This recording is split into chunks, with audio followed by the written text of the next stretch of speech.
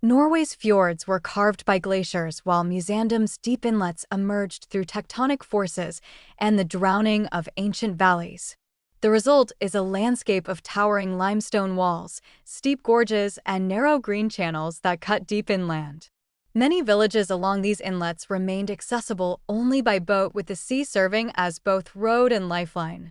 That same coastline also leads to Kosa Port, the peninsula's modern maritime hinge. Ferries, cruise vessels, and cargo traffic move through here, linking this rugged outpost to larger trade networks.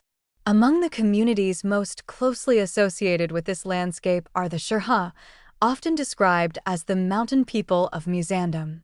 They are famous for their distinctive greeting howl, Nava, an eerie sound that echoes throughout the canyons.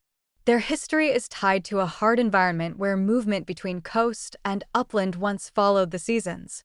One of the clearest traces of that world survives in the Beit al-Chufal, or Lock House, a stone storage structure built to protect grain and water when families moved away during hotter months. Musandam also holds the memory of a bygone era of global control. On Telegraph Island, the remains of a British relay station still lie in one of the peninsula's large bays. In the 19th century, this tiny island became part of the telegraph line connecting London and Karachi. In the vast open space of the Gulf, Abu Musa is not merely a strip of land. It is a strategic link controlling all the vital maritime routes of the global economy. Although located further from the mainland than any other Iranian island, this very location gives the island direct access to international shipping lanes. The island is administered by Iran while the UAE continues to claim sovereignty over it. The modern dispute is rooted in the 1971 memorandum between Iran and Sharjah. However, over the decades, Iran has consolidated its control over the entire island. At the center of this global crossroads sits the island that gave the strait its name, Hormuz Island. Set near the mouth of the strait, this small island rises from a giant salt dome that pushes its way upward from deep underground, lifting minerals and volcanic material into the light. Hills burn red, cliffs fade into yellow and white, and entire valleys shift through purple, green, orange, and silver. With over 70 shades visible in the rocks and soil, the island looks like the surface of Mars. Red ochre, known locally as Gallic, has long been used in traditional dyes and even in the kitchen. Between Keshem Island and the mainland, the sea transforms into the Hara mangrove forest, the largest mangrove ecosystem along the Persian Gulf Coast. It does not announce itself with cliffs or bright mineral colors. Hara works in silence, filtering salt, sheltering life, and holding together one of the most delicate ecological systems. Just across the channel lies Keshem, the largest island in the Gulf, where the landscape stretches out like a vast untamed continent. From above, one can see the shape of a giant dolphin stretched across the water's surface. The island operates as a UNESCO-protected archive with one of the most diverse geological landscapes. The Strait of Hormuz is more than just a military coordinate or an energy choke point. It is a lesson in the resilience of life. From the heat-resistant coral reefs at the seabed to the communities living in wind towers, all demonstrate extraordinary adaptability. The sea here nourishes life, but also carries the currents of ambition, power, and global interests. It is this interplay that makes Hormuz a unique space where beauty, fragility, and strategic pressure coexist.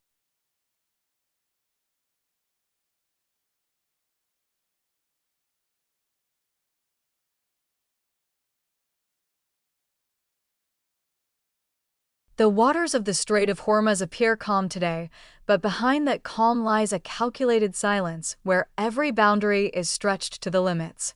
Between the barren cliffs lies the throat of the world where the dark blood of the global economy flows under the watchful eye of hidden forces. In this unpredictable confrontation, each passing ship carries not only oil, but also the fragile fate of an order teetering on the brink of upheaval. Beneath the seabed of the Sea of Hormuz, another world begins to unfold. Above, the scorching sun and harsh conditions of the bay prevail, while below lies an ecosystem shaped by extraordinary resilience and adaptability. Here, coral reefs are not simply colorful shapes scattered across the seabed. They are organisms that have survived a long struggle, living structures that have endured thousands of years, adapting to conditions that many other reefs cannot overcome. In waters that can reach 97 degrees Fahrenheit, these reefs have learned to survive while most of the world's coral reef systems are beginning to decline. Some 700 species of fish move through these coral reefs, filling the surface with constant movement, flashes of color, and the tranquil rhythm of a perfectly functioning ecosystem. Some species weave between the coral branches in tiny silver schools. Others float in the deep blue water like shadows, disappearing and reappearing with the current. They form a rich and interconnected network of life that extends far beyond the reef itself. It spreads to food systems, coastal livelihoods, and the daily survival of communities throughout the region. Above those coral reefs lies one of the most consequential waterways on the planet. Every day, around 21 million barrels of crude oil move through the Strait of Hormuz, equal to roughly 20% of the world's total supply. The sheer volume here is almost immeasurable, yet it dictates the rhythm of our lives. From the energy sources powering heavy production to the stability of global markets, everything must pass through this geographical eye of the needle. Watching the colossal ships move in rows laden with machinery, we see the pulse of modern civilization at work. But this steady rhythm conceals a breathtaking fragility. A single day of congestion here is not merely a localized delay. It is a cross-border shock triggering market turmoil and political crisis thousands of miles away. The Strait of Hormuz is not simply a waterway. It is a critical weak point embedded in the very fabric of modern operation. This is the underlying rhythm of international stability. As long as the flow remains unobstructed, cracks in the global structure are hidden. But the moment the flow stops, order will immediately plunge into a dark and uncertain void. Located at the mouth of the narrow Strait of Hormuz, Lyric Island resembles a crucial junction. Its position gives it a vital role in monitoring the flow of ships through one of the world's most turbulent waterways. Even recent maritime warnings have directed ships to bypass the island, demonstrating the close monitoring of this area. Along parts of the shore, the water can ignite in electric blue as bioluminescent plankton flash with motion, turning each wave and footstep into a pulse of light. Yet that glow depends on the presence of delicate marine life, which makes it vulnerable to the pressures gathering around Hormuz, including heavier ship traffic and pollution. Some residents of Lyric speak Kumzari, a rare Iranian language spoken on both sides of the strait. Kumzari is a blend of Old Persian, Arabic, and even Portuguese/English. It is the only indigenous Indo-European language spoken on the Arabian Peninsula, primarily in Oman and Lyric. Located on Lyric Island is a ruined Portuguese fort built during the time when imperial powers vied for control of this sea region. Now exposed to wind, salt, and heat. Constructed from coral and red mud, it has not been polished and is slowly being eroded by the sea breeze. This fort represents the collapse of old maritime empires. On the southern side of the Strait of Hormuz, Musandam, the Norway of the Middle East, rises like a wall of stone. This Omani peninsula does not simply border the strait. It helps define it. Its mountains and inlets sit beside one of the most sensitive maritime passages on Earth. In a region where geography can shape diplomacy, this narrow finger of land has become one of the quiet anchors of the strait's fragile balance. Locally, these sea inlets are known as course, and they give the peninsula its famous comparison to Norway.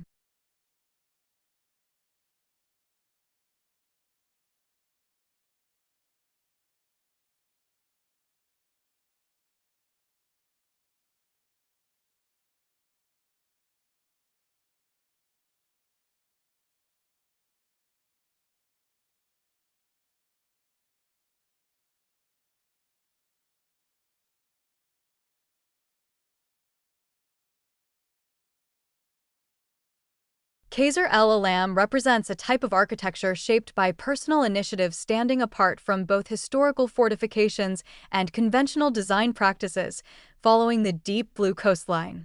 Line of the North Sea leads us to Batran, a coastal gem, a living testament to the country's maritime history. Its old city reflects more than 3,000 years of continuous settlement with roots tracing back to the Phoenician era when Bhutan functioned as a small but active coastal port. One of the city's most remarkable features is the Phoenician seawall, built to shield the harbor from the force of the Mediterranean. It is considered one of the oldest known wave protection structures in the world. The wall allowed ships to dock safely, reinforcing Bhutan's role in maritime trade long before modern harbor engineering existed. Inland from the coast, rising above the surrounding landscape, stands Mekhala Fortress. Constructed during the 17th century and often associated with the Ottoman period, the fortress was positioned to control movement between the mountain interior and the coastline of northern Lebanon. It was built directly onto a natural rock formation. Its narrow vertical profile follows the contours of the stone beneath it, with blocks fitted tightly together without mortar, relying on gravity and precise placement for stability.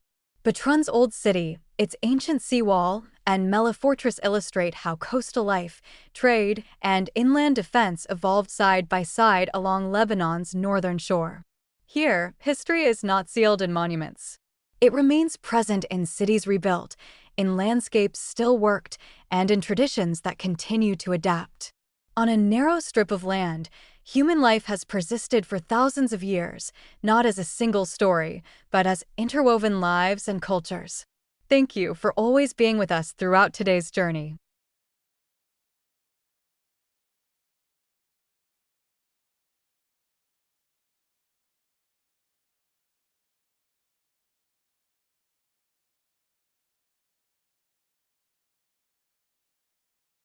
A cable car connects the coastal town of Yun to the hilltop sanctuary, offering a gradual ascent above the city.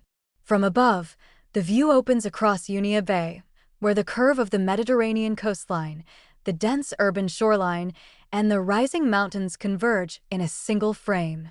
Before reaching the high slopes of Mazar, the road passes through Faria, a mountain town long associated with winter life in Lebanon. For decades, Faria has served as the gateway to the country's ski region, where seasonal homes, small lodges, and mountain roads gradually give way to alpine terrain.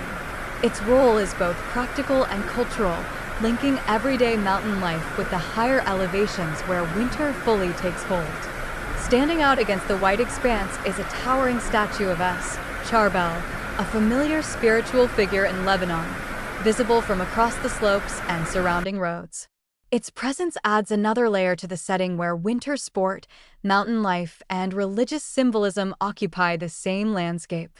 As the terrain ascends steeply beyond Faria, the environment undergoes a distinct transformation. If your definition of the Middle East is scorching heat and dust, then Mazar-e Faradabian is something entirely different. At elevations above roughly 6,500 feet, the desert gives way to snow-covered terrain and a network of ski slopes stretching across the mountain. This is the largest ski resort in Lebanon and the wider Middle East region. The existence of this place has broken all conventional norms, placing ice sports at the heart of a land the world usually associates with the harshness of the desert. Across the mountain, more than 25 miles of ski runs are laid out, designed to accommodate a wide range of skill levels from beginners to advanced skiers. Chairlifts and mountain infrastructure connect the slopes, allowing access to open ridge lines and broad downhill runs. Beyond skiing, the area functions as a year-round mountain destination, drawing visitors for hiking, alpine views, and seasonal retreats. Mazar Kava Beyond stands as a clear example of Lebanon's geographic diversity, where high-altitude terrain, winter climate, and modern recreation converge within a short distance of the Mediterranean coast. Against the backdrop of the pristine white snow of winter, dark limestone pillars rise majestically, breaking the monotony of the landscape. These are the remnants of the magnificent Roman Empire and the eternal harshness of the mountainous region, the Fakra. The complex dates from the 1st to the 3rd century A. Unlike large concentrated temple sites, Fakra consists of multiple structures spread across open terrain, including sanctuaries, stone columns, inscribed stela, and a Roman stone bridge. These remains were built at elevation, overlooking valleys and mountain routes that once connected inland regions with the coast. Roman ruins are rarely found in areas that experience regular snowfall. Yet here, ancient stone structures stand amid alpine terrain that turns white each winter. If architecture is a mirror reflecting the soul of an age, then Betadine is the most magnificent surviving image of Lebanon in the 1800s. A masterpiece of balance, light, and enduring geometric patterns. The complex blends Arab and Italian influences visible in its balanced courtyards, arched galleries, and detailed stonework.